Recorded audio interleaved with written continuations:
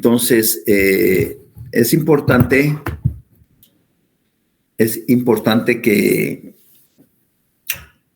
a pesar de que este autor, Polibio, es un autor de la antigüedad, de griegos, él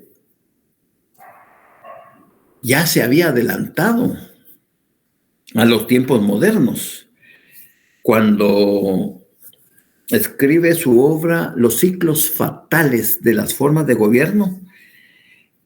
Él le denominó a ello anaciclosis, es decir, que hay gobiernos que con el tiempo se instituyen, pero por sus comportamientos, por sus desmanes, por sus formas de gobernar depravadas y por la locura del ejercicio del poder, de las borracheras, de los desmanes, de la promiscuidad, etcétera, etcétera. Entonces, ese tipo de gobierno, a través del tiempo, se va degenerando y va dando lugar a otra forma de gobierno. Es así cuando Polibio, a propósito del constitucionalismo, pero es decir, antiguo en comparación con el moderno, ¿verdad?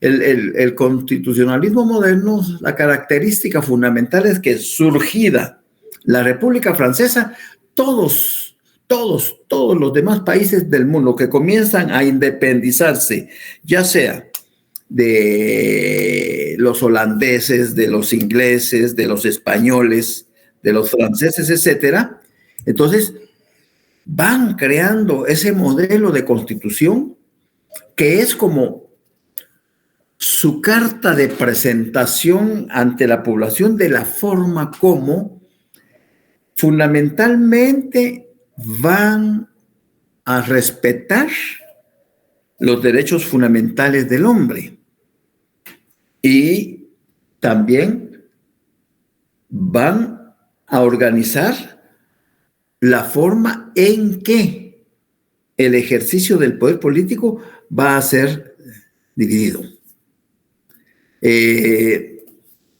Polibio le llamó ciclo fatal de las formas de gobierno.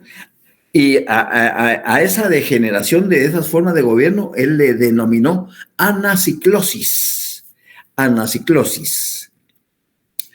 Entonces, había un monarca, como la Revolución Francesa, y luego ese monarca no se da abasto porque concentra en él el ejercicio del poder legislativo, ejecutivo y judicial. El poder soy yo, dijo Luis XV, ¿verdad? El poder soy yo, el Estado soy yo. Entonces, cuando ya llegan a esa realeza, porque ya habían príncipes y habían gente allegada a los herederos del rey que gobernaban en otras latitudes, pero que esa realeza ya estaba en un degenere total, descompuesto, y la población le valdría madre, pues. Entonces, esa forma de gobierno monárquico que después se convierte en una realeza y después con el degenere se convierte en una tiranía, ya es insoportable. Fue lo que dio lugar al estallido de la Revolución Francesa. Depuesta la tiranía, entonces un grupo de personas con poder económico, preparadas intelectualmente, unos cuantos, cuando me refiero a unos cuantos, pudieron haber sido 10, 15, 20, conforman el gobierno, una nueva forma de gobernar, que es la aristocracia, el gobierno de unos pocos, el gobierno de unos cuantos. Y como siempre, comienzan a ordenar el Estado, comienzan a tratar de aplicar el ordenamiento jurídico en función social, comienzan bien.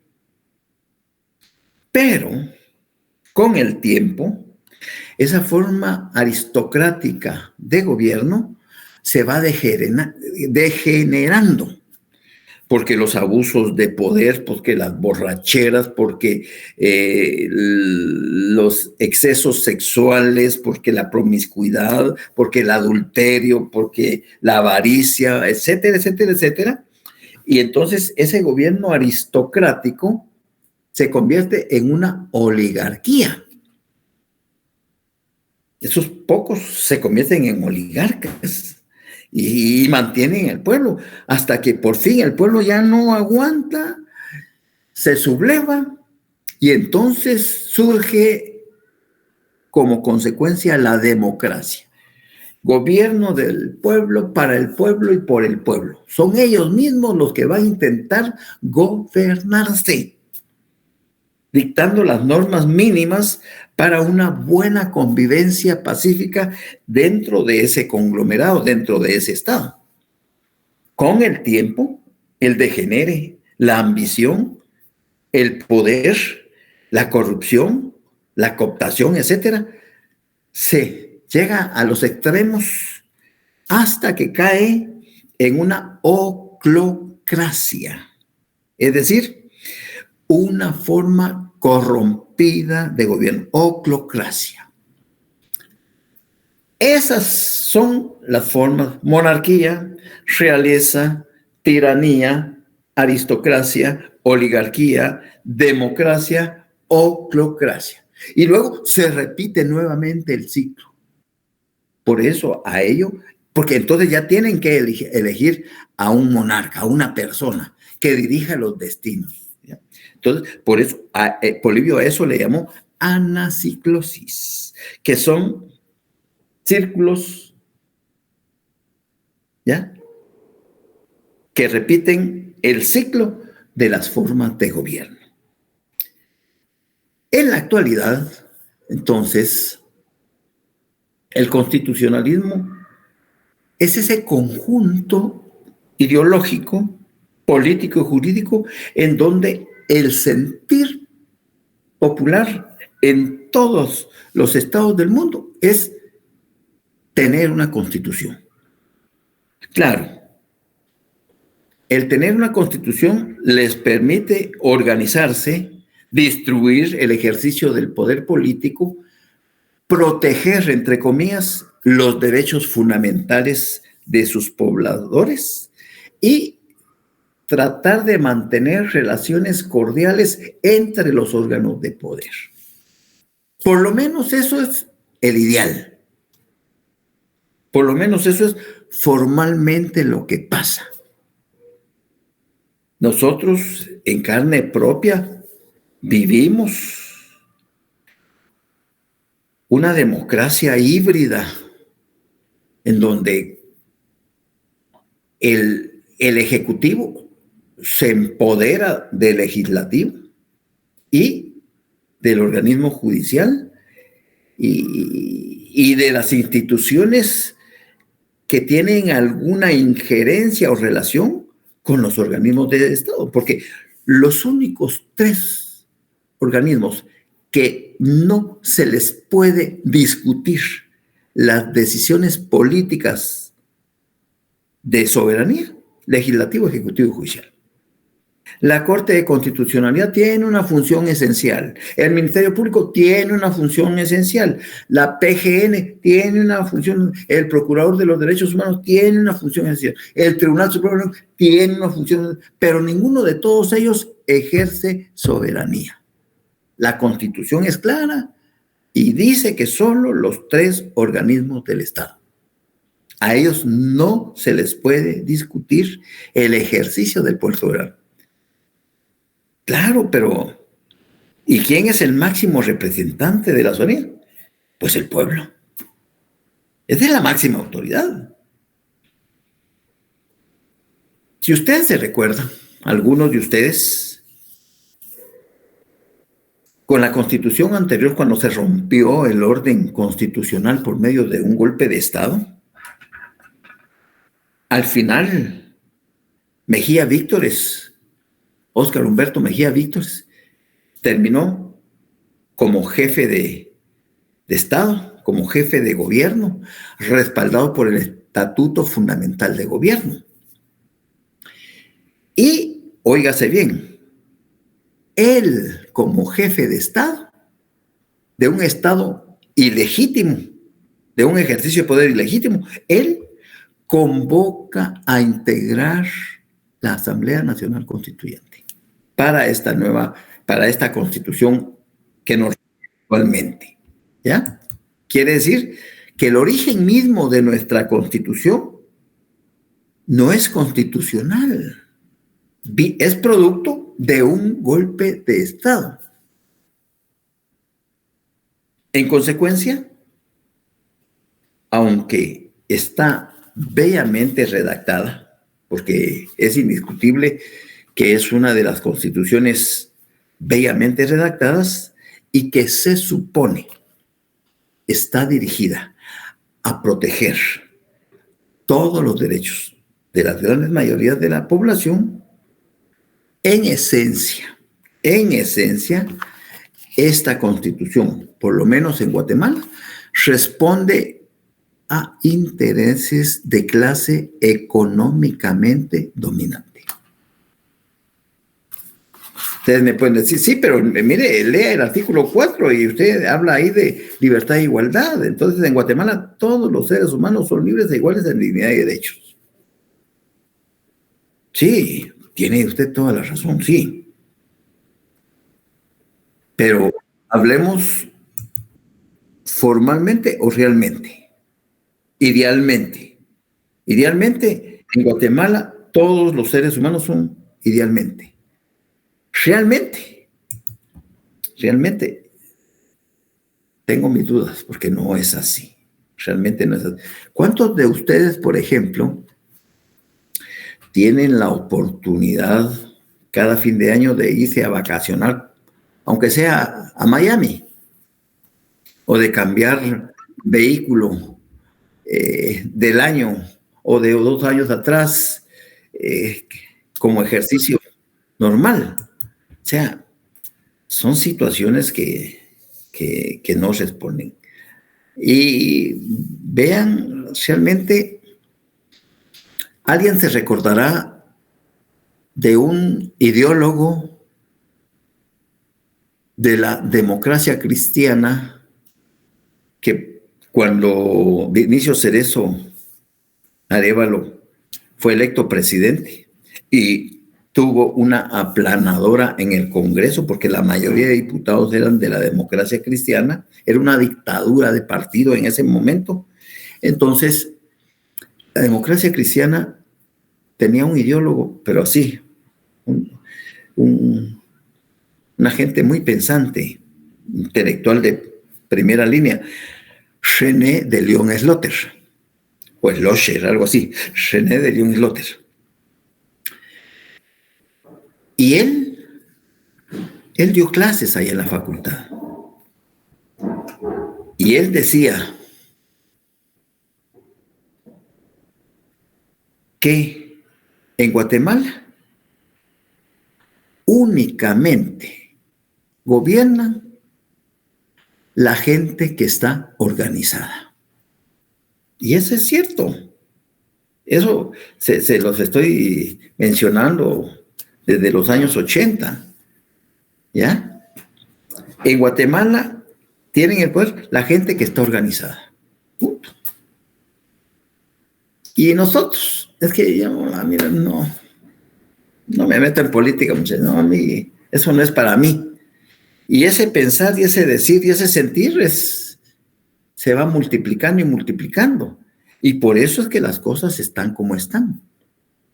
Porque ahora ya se nos fue de las manos y ahora pues estos señores no van a soltar por nada del mundo ese poder que al principio con Vinicio Cerezo, luego de Vinicio, bueno, ya se me fueron. Pero al principio ellos eran los representantes del poder real en Guatemala, del CACIF, de los dueños del país. Pero ya cuando Vinicio comenzó a meter la uña y los que siguieron metiendo más uña y más uña, el CACIF se dio cuenta que ellos ya no eran sus fieles guardianes. Entonces hubo necesidad de mandar a Berché como parte de la clase económicamente a gobernar para tratar de controlar un poquito, porque se les estaba yendo el poder. Por supuesto que ahorita ya se les fue, porque ahora este es un mercado y ahora pues esto es artículo de primera necesidad, ¿verdad? Entonces hacen sus partidos políticos y se los venden al mejor postor,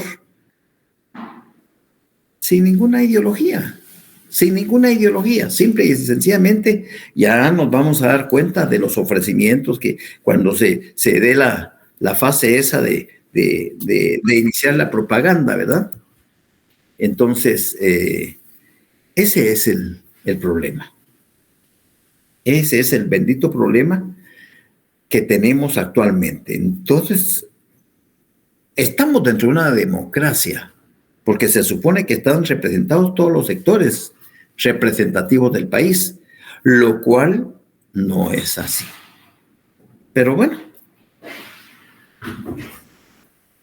ahora pues es un gobierno híbrido, porque ya siente los pasos de ser un dictadorcito que le permita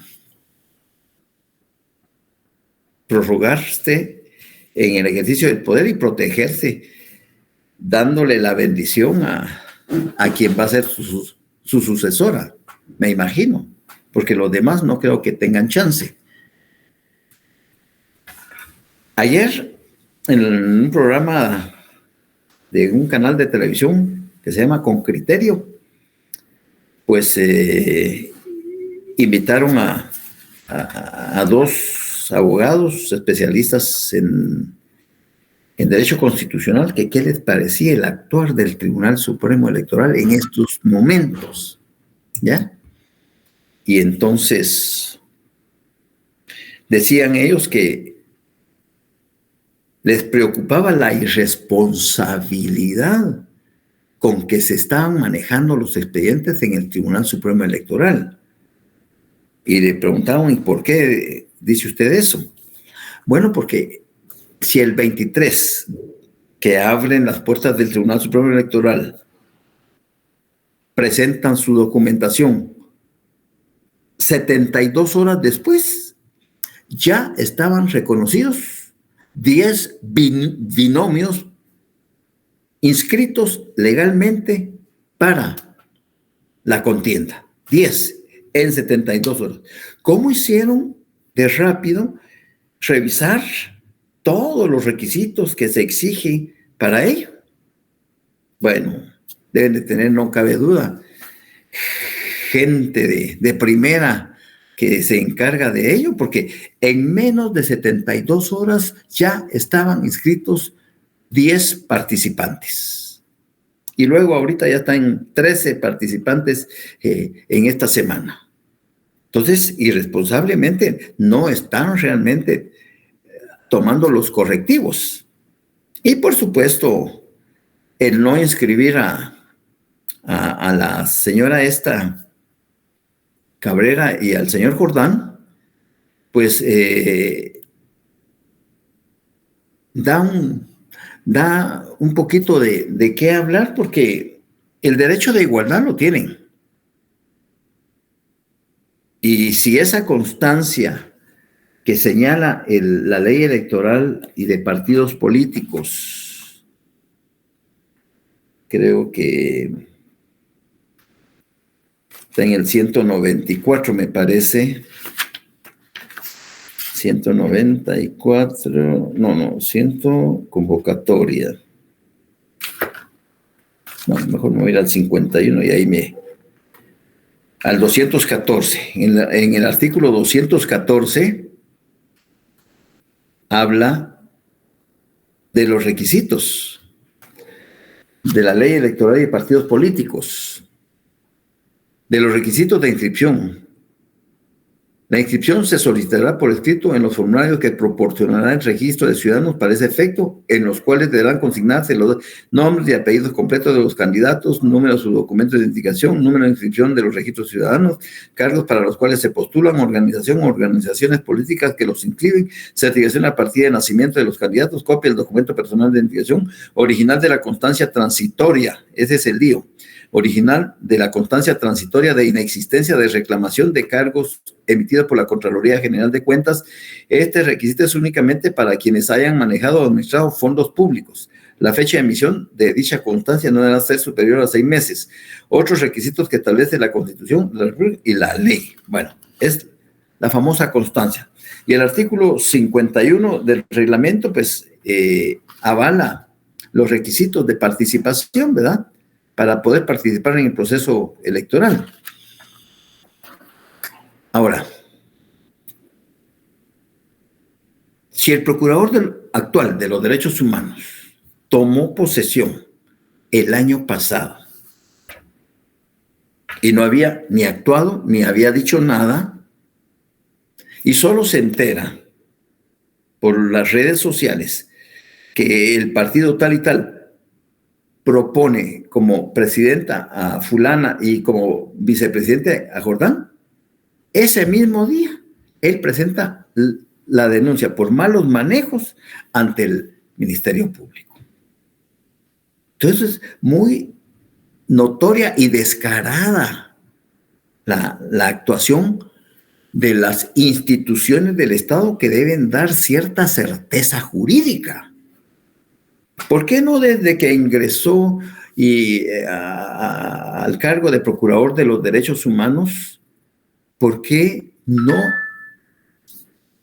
realizó una auditoría interna e inmediatamente hay desfases o hay glosas o qué sé yo, y presentar la denuncia correspondiente? ¿Por qué esperar que esto se publicara para presentar? Eso es tendencioso también, ¿verdad? Pero también a mí me extraña que el señor Jordán, siendo abogado, él debe de conocer los recursos legales que la misma ley electoral y de partidos políticos le proporciona para revertir ese fallo.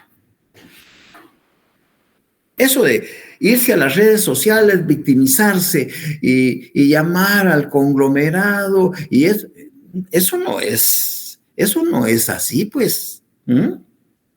Para eso están los recursos legales.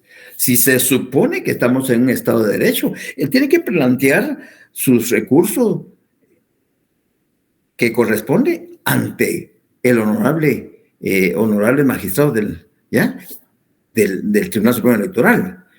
El sistema ya está muy... Sí, Silvia, tienes razón. Pero no por eso podemos dejar de observar la normativa jurídica. A eso voy. Otro caso reciente.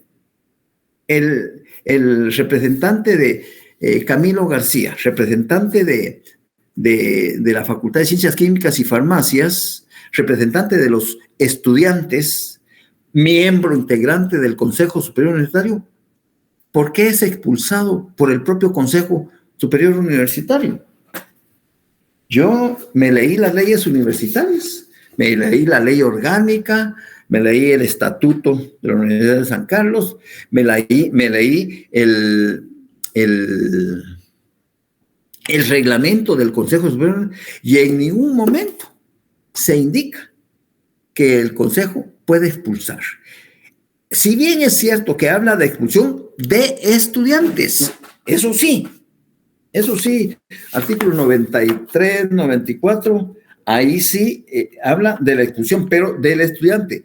Pero en este caso, este joven, él no es del estatuto aquí. de la disciplina en la universidad. Me estoy refiriendo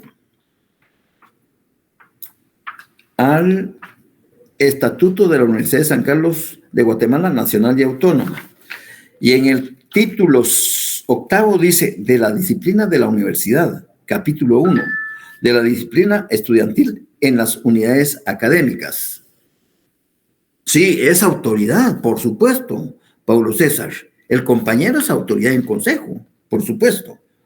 Los alumnos regulares de las unidades académicas están obligados a conservar el orden, mantener la disciplina en la universidad y procurar el enaltecimiento social del gremio estudiantil. 94. La violación por parte de los estudiantes universitarios de las normas legales, estatutarias y reglamentarias que correspondan a la universidad o de los deberes éticos que deben observar lleva consigo la imposición de las sanciones disciplinarias que este estatuto determina. 95, que es el que me interesa. Las sanciones disciplinarias que las autoridades universitarias podrán imponer a los alumnos, no a los miembros del Consejo Superior Universitario. A los alumnos son A, retiro durante la hora de clase; B, amonestación privada; C, amonestación pública; D, suspensión temporal; E, expulsión de la unidad académica; y F, expulsión de la universidad. Pero esto es para los estudiantes, no para un representante del Consejo Superior Universitario. Entonces, la pregunta que les lanzo a todas y a todos. Este compañero de representante del Consejo Superior Universitario, Camilo García, ¿se queda desamparada o será que la Constitución lo protege?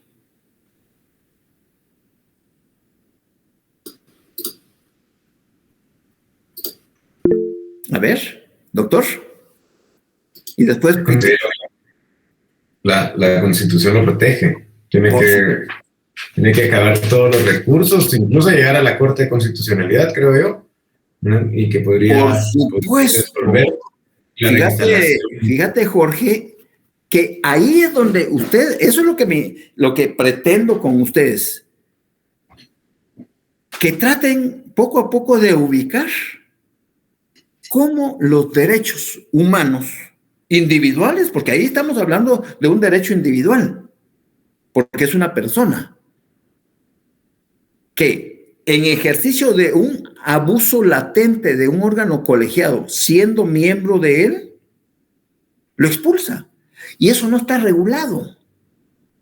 Y ahí ya no cabe ningún recurso administrativo, porque ya no. Entonces, se tiene que ir al artículo 65, al amparo. Artículo 265, amparo, procedencia del amparo. Subrayen si tienen su resaltador. Dice, se instituye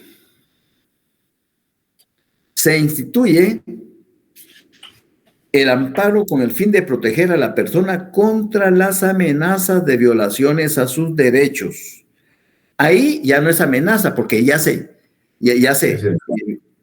dio en la violación, pero ese artículo separa esa modalidad restauradora del amparo, o para restaurar el imperio de los mismos cuando la violación hubiere ocurrido.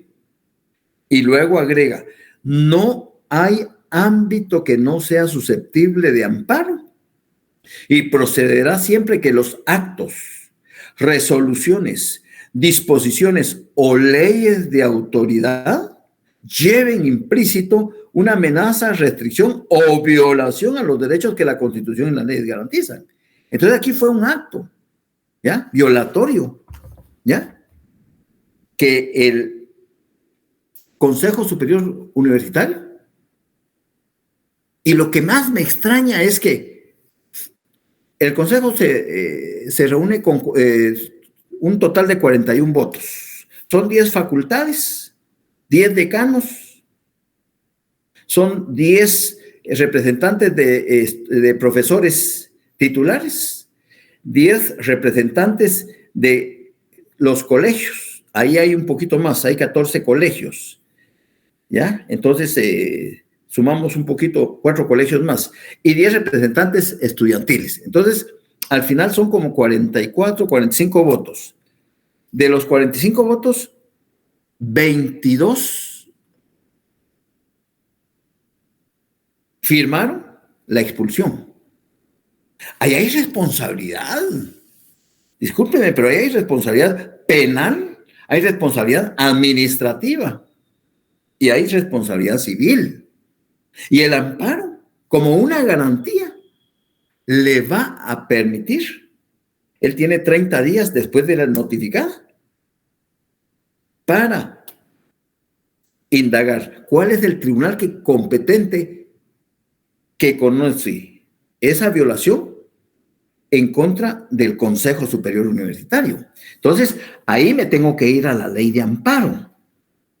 Y en la ley de amparo hay un acuerdo 1/2013 y hay un auto acordado 1/2013. Entonces, en el acuerdo 1/2013 solo se refiere a la competencia, son solo 9 artículos. Auto acordado 1/2013 son solo 9 artículos. Competencia en materia. Entonces aquí tengo que haber, dice, competencia de la Corte Suprema de Justicia, puede conocer amparos con el Tribunal, sus magistrados, ministros de Estado, Procurador de Derechos, Fiscal General, Consejo de Ministros, el Procurador General de la Nación, los embajadores, el Consejo, la Junta, el Consejo Nacional de Desarrollo. No. Competencia de la Cámara de Amparo. Se asigna las salas de la Corte, Tribunal, no. Competencia de las salas de la Corte de Apelaciones, los viceministros de Estado, los directores, los funcionarios judiciales de corte, los consejos, ahí está.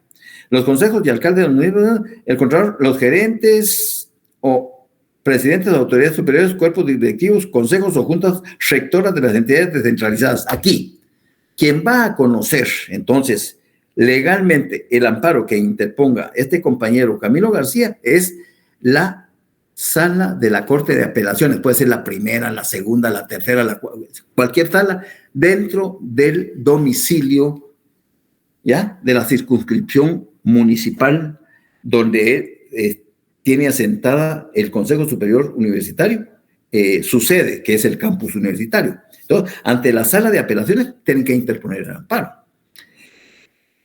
Y dentro de los 30 días de notificada la violación, automáticamente el tribunal manda pedir los antecedentes dentro del perentorio término de 48 horas al Consejo para que le haga llegar todo el expediente o un informe circunstanciado de lo que ha acontecido. Luego les da 48 horas a las partes, va a ser parte legal, siempre con legitimación, el Ministerio Público y el Procurador de los Derechos Humanos, que es, en este caso, es materia de competencia de él, también va a ser parte legítima, ¿ya? Y entonces, ahorita te respondo, Hugo Ramírez. Entonces, después de eso, sí, en este caso, el amparo no se puede abrir a prueba porque no hay hechos que probar, sino es cuestión de interpretar. Entonces, la sala de apelaciones con buen criterio puede relevar de la prueba los sujetos procesales y dictar la sentencia. Si no dicta un auto para mejor fallar, entonces dicta la sentencia. Y en la sentencia debe declarar con lugar el amparo y exigirle inmediatamente al Consejo Superior que reinstale. Porque ni en la ley orgánica, ni en el estatuto de la Universidad de San Carlos, ni en el reglamento del Consejo, ni en la Constitución, habla de una expulsión a un miembro del Consejo Superior Universitario. Entonces, la Constitución siempre nos va a proteger. La Constitución siempre nos va a proteger, porque nos va a dar las garantías constitucionales, procedimentales, para hacer valer nuestros mínimos derechos contenidos en la Constitución. Claro, es en materia de amparo. Yo sé que aquí yo me metí a 11 varas, pero sale a colación los dos ejemplos para que ustedes pues tengan más claridad en ese sentido. ¿Alguien más con otra duda o quedamos ahí para seguir con el nuevo tema? ¿Estamos bien? Bien. Por favor, concepto y función del derecho constitucional. Concepto y función del derecho constitucional. Les voy a aclarar esto porque primero no me gusta dictar. No me gusta dictar pero hay algunos temitas como este que hay necesidad que ustedes tomen alguna nota para tener hilación de lo que estamos platicando. Y entonces me van a disculpar si van a escribir unos sus minutos ahí, unos 2, 3, 5 minutos, porque a la vez que vamos explicando el sentir del tema, también quiero dejarles sintetizado esa pildorita que siempre es bueno que ustedes tengan como guía para que les sirva para futuramente para indagar más sobre el tema si es que fuera necesario. Entonces, pido las disculpas del caso porque no me gusta, soy enemigo de dictar, pero a veces hay definiciones que tenemos que hacerle ganas para que ustedes no se pierdan, ¿de acuerdo? Entonces, el título es Concepto y función del derecho constitucional. Concepto y función del derecho constitucional. Y solo vamos a hablar de dos autores brevemente, porque de ahí nos vamos a hablar ya directamente de lo que es el concepto de la Constitución. Vamos a hablar primero de Felipe Tena Ramírez. Es un autor mexicano muy bueno. Felipe Tena Ramírez. Él, pues, cuando... Por de pronto les voy a explicar y después tengo la síntesis ahí. Él dice de que el derecho constitucional tiene una función no solo histórica, porque a través del tiempo, de los tiempos pasados, han servido de base para que la norma constitucional se vaya aplicando a los hechos que se suscitan en tiempos pasados para que no se vuelva a repetir la historia. De esa cuenta, el derecho constitucional surge como una ciencia autónoma a finales del siglo XIX, principios del siglo XX, y intenta, en lo posible, desde el punto de vista ético del derecho, que esa ley fundamental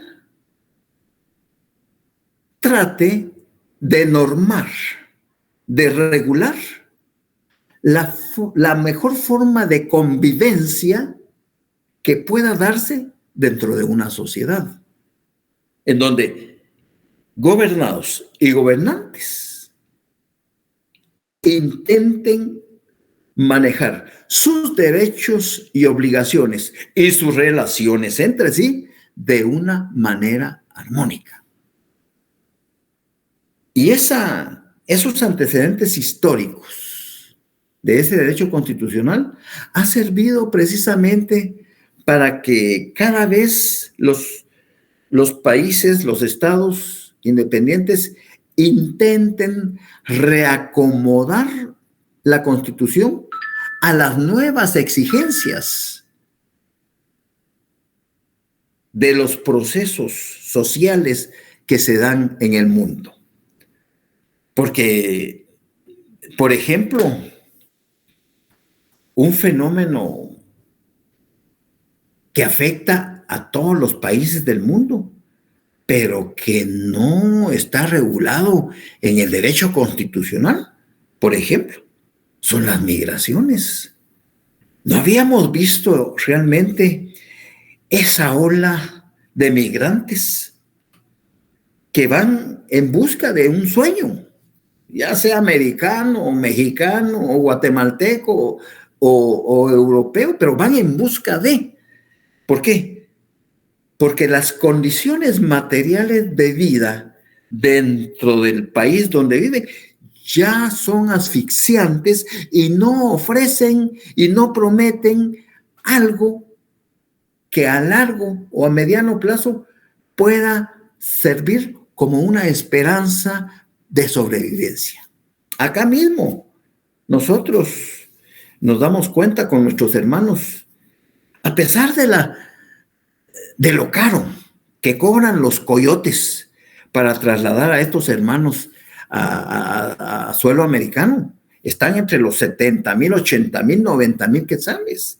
Pero eso ya se convirtió en un negocio, porque son estructuras montadas, no de aquí. Las estructuras montadas vienen desde los cabezones, desde los Estados Unidos, vienen de América del Sur, vienen de África y conforman como un consorcio, porque ya es una nueva mercadería más que entra dentro del control jurídico de cada país. Y acá, pues, acá apenas estamos creando un Instituto General de Migración que no tiene las herramientas para tratar casos como eso. Otro fenómeno histórico que sí se había dado acá en Guatemala es el trasiego de drogas desde regímenes militares, ¿verdad? Que salían de un puerto y iban a otro puerto y nadie controlaba. Pero ahora esto ya es así, a lo descarado, pues, es decir, el tránsito. Para eso se aprovechó mucho la época de la pandemia, ¿verdad? Porque ¿quién registraba a quién? Entonces, son situaciones que aprovechan los gobernantes para enriquecerse.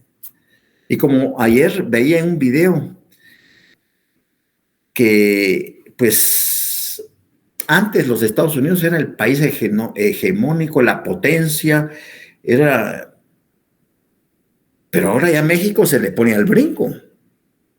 Y AMLO, el presidente mexicano, le decía ayer a Biden, mire, antes de responderle a usted el cuestionamiento de por qué estamos en México como estamos, primero, señor presidente Biden, escuche la canción de los Tigres del Norte y después entramos a pláticas. O sea, y ya Estados Unidos ya no tiene ese poder desafiante, ya no. Es decir, ya Jimmy, el presidente anterior, desafió a la ONU expulsando a la CICIG. Y todos bien, gracias. ¿Ya? Entonces, ya este continente para los Estados Unidos se le está yendo de las manos. Nicaragua se le fue de las manos, Cuba nunca está en sus manos, hasta antes de 1950. Y Venezuela. Entonces, pero también hay otras cuestiones en Perú, en Bolivia, y ya El Salvador también va por el mismo camino, y acá, no digamos, pues ya se encaramelaron con el poder y ahora no quieren soltarlo. Porque antes, desde Vinicio Cerezo Arévalo, ellos sirvieron como protectores, como guardianes de la clase económicamente dominante. Pero desde que comenzaron a compartir las riquezas, y esto es para mí, esto es para mí, esto es para mí, entonces ahora ya participan de las mieles del poder. Ya son iguales de tú a tú. Por eso es que el CACIF tuvo que mandar a Berché en aquel entonces para decir, miren, andate vos allá, hermano, ordena un poquito porque se nos está yendo de las manos. Y eso es lo que están haciendo ahorita, pues. Estoy seguro que más de los 29 partidos inscritos, 15 o 20 son del CACIF. De una u otra forma, ellos no quieren soltar, porque saben que oeste, pues, pero aquí que se dé un cambio es muy difícil. No están dadas las condiciones, la población no está preparada para ello, no hay un movimiento cívico fuerte porque hay ausencia de líderes y eso pues impide pues que haya una oposición o una exigencia mínima a los partidos de decirles, bueno, preséntenos sus planes de trabajo pues a 5, a 10, a 15, a 20 años. ¿Qué es lo que tienen? No hay. Entonces, eso es lo que Felipe Tena Ramírez trata de explicar en relación al concepto y la función de derecho constitucional. De ahí que él sintetiza lo siguiente. Esto sí lo pueden escribir si me hacen el favor. El derecho constitucional,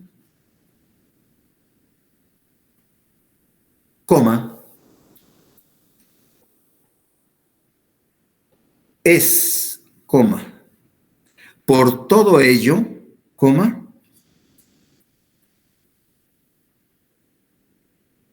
el común aliento jurídico de cada pueblo. El derecho constitucional es, por todo ello, el común aliento jurídico de cada pueblo.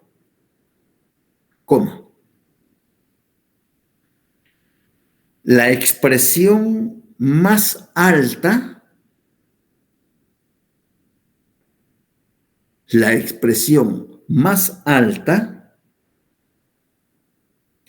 de su dignidad cívica.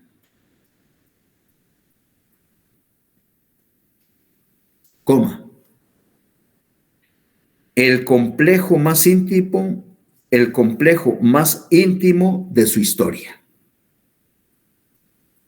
Repito, para Felipe Tena Ramírez, el derecho constitucional es por todo ello el común aliento jurídico de cada pueblo, la expresión más alta de su dignidad cívica, el complejo más íntimo de su historia. Ahí hace una síntesis muy valiosa de lo que él entiende y define como derecho constitucional.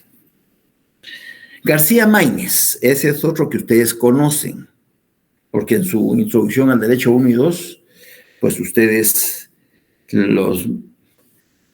García Maínez dice, nos aclara que el derecho constitucional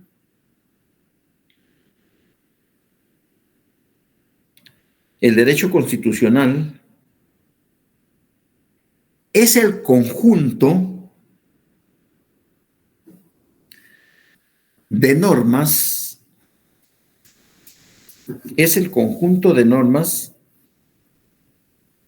relativas a la estructura fundamental del Estado,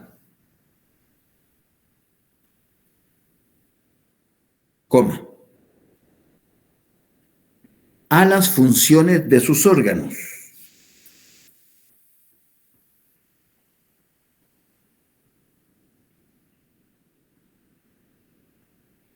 y a las relaciones de estos entre sí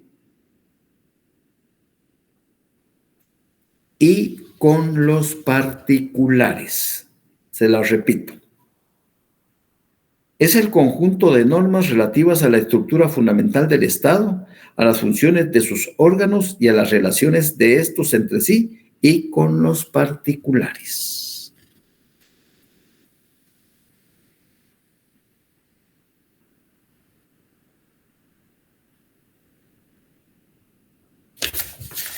Esto pues se aplica al derecho guatemalteco. Stephanie, por favor.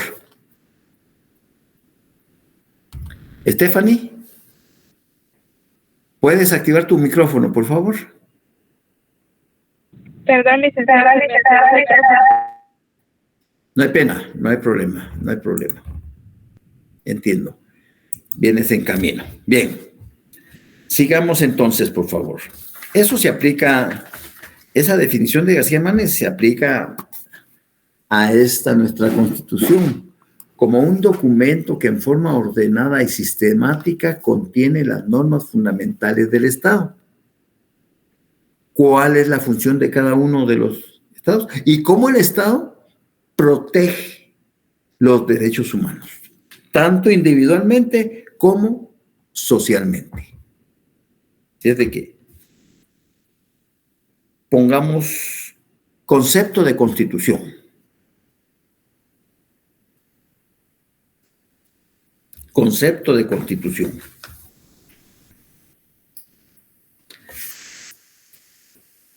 Uno, el concepto racional normativo.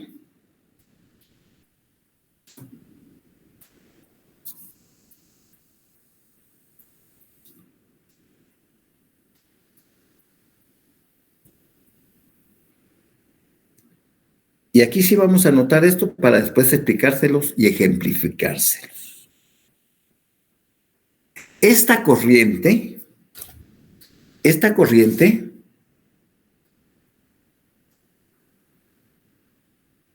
concibe la Constitución, esta corriente concibe la Constitución como un complejo normativo. Esta corriente concibe la Constitución como un complejo normativo en el que el pueblo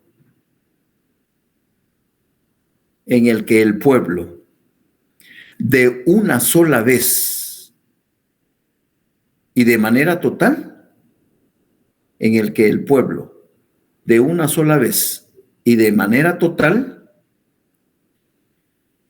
establece los derechos del hombre. ¿Cómo? Las funciones fundamentales del Estado. ¿Cómo? Las autoridades que lo integran. ¿Cómo?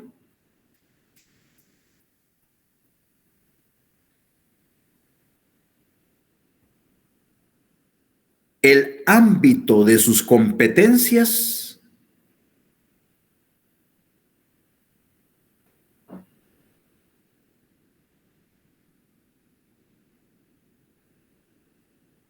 y las relaciones entre ellos y con los particulares. Y las relaciones entre ellos y con los particulares. Se la voy a volver a leer para ver si... Esta corriente concibe la Constitución como un complejo normativo en el que el pueblo de una sola vez y de manera total establece los derechos del hombre, las funciones fundamentales del Estado, las autoridades que lo integran, el ámbito de sus competencias y las relaciones entre ellos y con los particulares. Punto.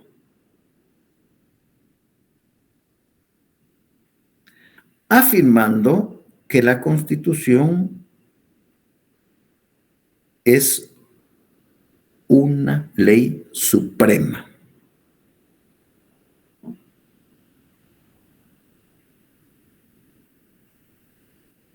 Como norma fundamental de todo el ordenamiento jurídico de un país. Y eso es para nosotros, este concepto racional normativo es el que se aplica a nuestro derecho constitucional, pues, porque a partir de la Constitución emanan toda la estructura jurídica y normativa que regula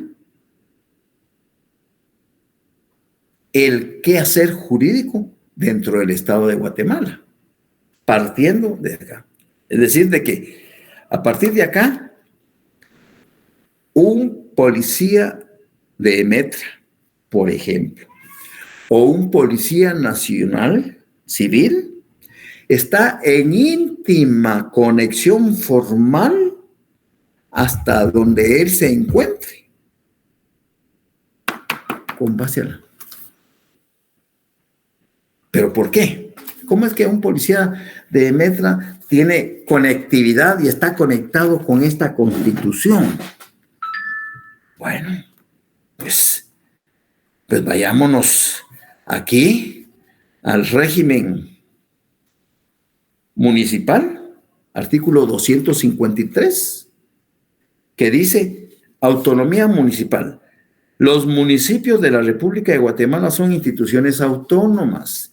Entre otras funciones, les corresponde elegir a sus propias autoridades, obtener y disponer de sus recursos, atender los servicios públicos locales, el ordenamiento territorial de su jurisdicción y el cumplimiento de sus fines propios. Para los efectos correspondientes, emitirán las ordenanzas de el gobierno municipal, artículo 50, recursos económicos 255, 257, asignación para las municipalidades, 258, derecho de antejuicio, 259, juzgado de asuntos, 260, privilegios de garantía de los bienes, 261, prohibición de eximir tasas o arbitrios municipales, 222, ley del servicio municipal.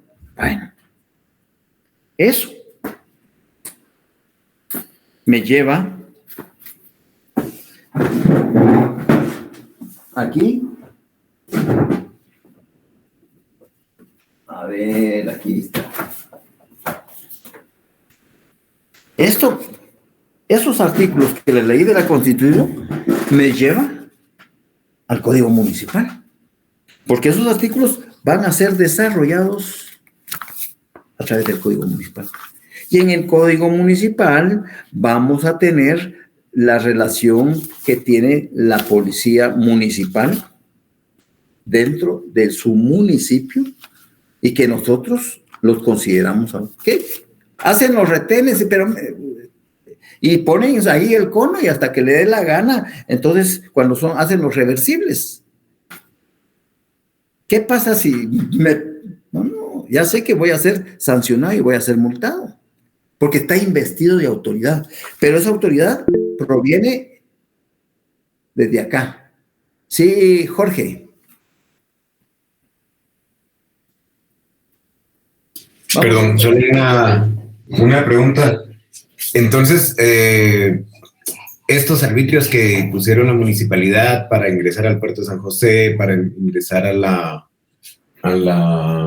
antigua Guatemala, yo siempre los he pagado, los he comprado, pero le digo al policía que es inconstitucional, ¿verdad? Entonces, ¿por qué ellos no pueden crear leyes? ¿Qué ocurre? ¿Por qué ellos lo toman como arbitrios? Es que por ahí es donde se escaparon, pues. Ellos lo toman como arbitrios. Entonces, y las ordenanzas, y dentro de las ordenanzas están los arbitrios. ¿Ya? Porque los únicos que pueden crear impuestos es el Congreso de la República. Pero como es un arbitrio municipal, entonces sí los faculta la Constitución y los faculta el Código Municipal, aparte de unos reglamentos que ellos crean, pues. ¿Ya? Entonces, en Amatitlán lo mismo están haciendo. Para ir al lago, igual, te cobran al puerto de San José del Antiguo. Pero esa es una cuestión discrecional, porque si bien es cierto que los fondos son para mejorar el municipio, la verdad es de que vas al Antiguo y qué dolor que no puedes encontrar un parqueo. Y aparte de que pagas tu ticket de 10 quetzales, todavía tenés que buscar la línea blanca donde sí podés parquearte. ¿Ya? Pero sí, el código, la Constitución, el Código Municipal desarrolla la normativa constitucional y les permite crear esos arbitrios. Es más, Cuando Ríos Montt era presidente del Congreso de la República,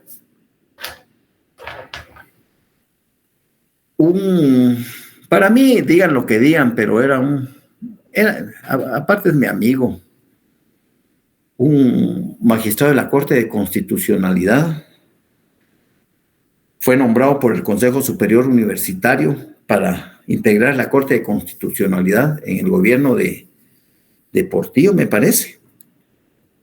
Y entonces, este magistrado era el presidente en ese entonces, este profesor era el presidente de la Corte de Constitucionalidad. Y en Misco, se me fue el alcalde que estaba con ese grupo político. Ya hace unos 4 periodos. Se me fue el apellido. ¿Rivera? Morales. Sí, Rivera.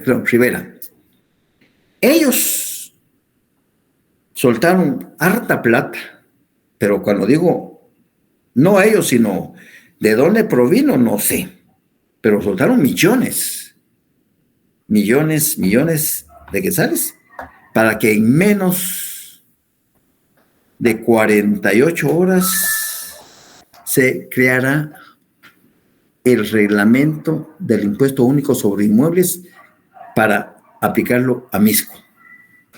Pero sí, fueron millones. Lastimosamente este magistrado, amigo, profesor, colega, pues ahora pues con Alzheimer de todos los diablos, que ya no conoce a nadie, entonces todos los millones no sirven para nada, pues.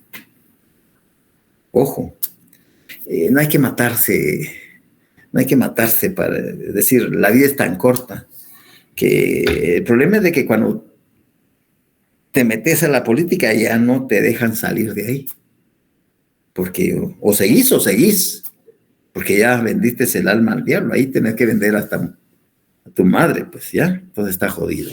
Mario Roberto, dime. Mario Roberto Casasola. Gracias, licenciado. Gracias, licenciado. Basándonos en lo mismo de los arbitrios, el tema de que nos detengan el vehículo y no los dejen ir hasta que uno pague la multa en el lugar, porque ahora tienen POS, sí, es totalmente inconstitucional, pero igual no lo dejan ir a uno. Sí, mira, yo creo que ahí hay un abuso. Gracias. Gracias, Mario Roberto. Ahí realmente es un abuso de poder, que se supone que el primero que debería de velar por los intereses de los afectados, de las grandes mayorías, porque para eso está el procurador de los derechos, es este baboso. Me da pena decir que el procurador fue mi alumno, hasta el apellido se me olvidó, porque se pliegan de tal manera a la corrupción que dejan la función. O sea, no crean que graduarse de abogado para algunos será fácil, pero para muchos es un proceso complejo. Y la carrera es Hermoso Córdoba, es el apellido del actual procurador de los... Él es el primero en que ya hubiese impugnado ese procedimiento de la policía municipal, ¿ya? Porque realmente, si bien es cierto, no pueden conducirlo a uno, pero te obligan a que por medio de tu tarjeta pagues la multa. O sea, eso es casi como una extorsión. Es casi como una. Pero ¿quién te defiende? ¿Qué dicen los medios de comunicación al respecto? Nada. Porque ya están comprados. Esas noticias no les interesan y no las van a dar. Y nadie dice nada. Sálvese el que puede todo. Ese es el problema que nos está pasando en Guatemala. ¿Ya? Que la falta de certeza jurídica no da credibilidad a las autoridades, a ninguna, sea esta gubernamental o sea esta municipal. Y lamentablemente, la mayor parte de instituciones están así.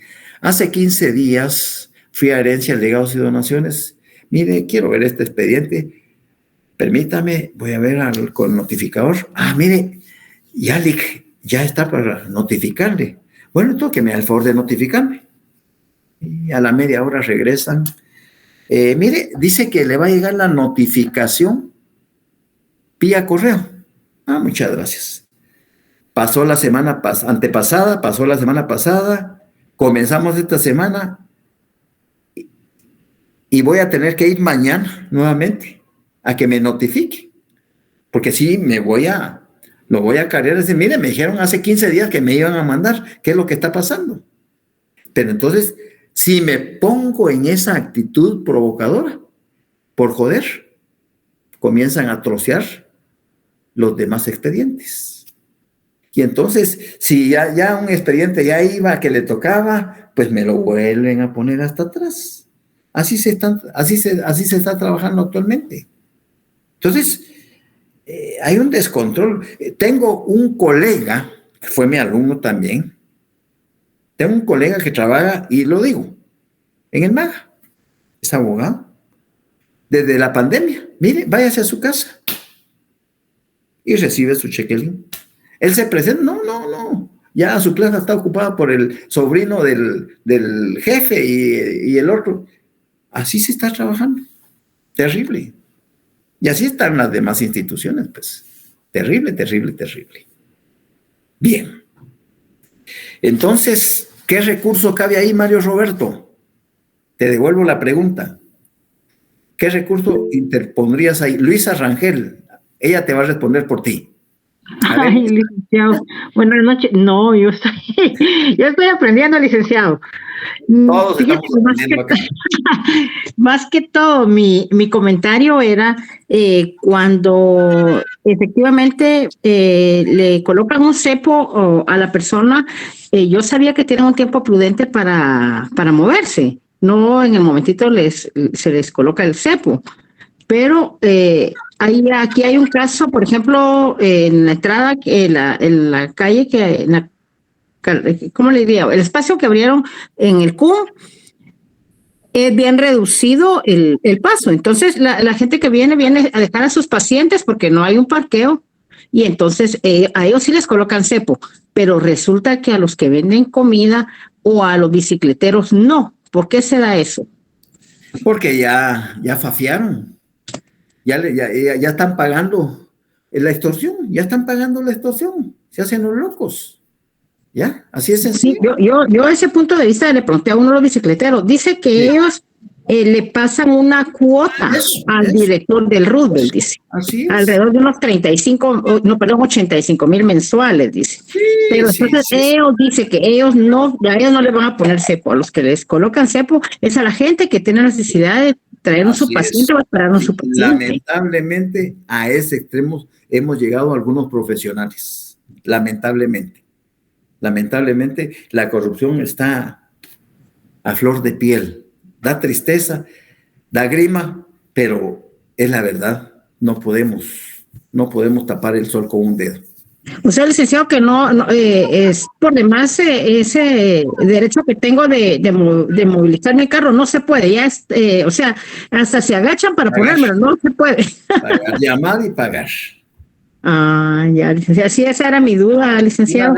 Una vez fui precisamente al Hospital Roosevelt, me invitaron a dar una conferencia a un departamento X, no voy a decir ahí, para hablar sobre derechos constitucionales y todo. Y había una colega que me dije, mire, ¿y qué hacemos con los del sindicato que se apropiaron de lo último del Roosevelt y ahí viven y que esto y lo otro? Es un área que nadie la toca, porque son del comité ejecutivo del sindicato Elix. Y entonces, mire, esa área se puede utilizar porque queremos de superar. Mamadita linda, ni te metas, ni hagas nada, porque aquí a la que le van a dar un pepitazo es a vos. A ese extremo. Me acuerdo de Juan Pacheco, inmigración, estudiante también presencial en el sindicato de inmigración. Y no, salite vos. De repente apareció con un alambre espigado en el cuello. Terrible. No, vean, esto está fuera es un descontrol horrible. Entonces, ¿qué puedes hacer ahí? Nada, pagar, mano, pagar, ya, y todavía darle las gracias, ¿verdad? Así es sencillo. Bueno, jóvenes, 2 minutos para preguntas, me voy a quedar aquí porque ya no me da tiempo para más, necesito descansar unos 10 minutos. ¿Hay alguna duda del laboratorio 1?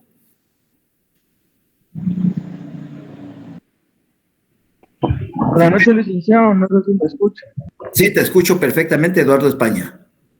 Mucho gusto. Igualmente. Licenciado, solamente con una consulta. Sí. He visto que usted graba las clases. Sí. No sé si nosotros podemos tener acceso a estas grabaciones. Mira, se queda en el Drive. Ahora, honestamente, déjame investigar si ustedes pueden tener acceso a esas. Le voy a preguntar a Dick Cáceres, que es el director de procesamiento de datos y atención al estudiante, para ver si tienen acceso. Muchas gracias, licenciado. Vaya, Mario, Roberto, dime, para servirte. Perdón, licenciado, ay, Dios mío, la asistencia. ¿Qué pasa con la asistencia, Mario Roberto? No sé cómo está tomando asistencia o solo aquí no toma. La permanencia es voluntaria, porque el que se pierde la clase pierde lo que platicamos. Eso no se repite. Ok, muchas gracias. ¿Se recuerdan ustedes que desde la primera clase les dije, todo lo que se habla en clase se pregunta? ¿Ya? Entonces no, aquí no, ya es permanencia voluntaria, ¿verdad? Fíjate que tenemos 194 y llegamos a 170. Pues me alegra. Faltaron algunos. Wilson Álvarez. Dime, Wilson. Salió, abandonó la reunión. Muy bien, feliz noche, un abrazo, los veo el viernes. Feliz noche. Muchas gracias. Feliz noche, licenciado. Gracias. Un abrazo. Feliz noche, licenciado.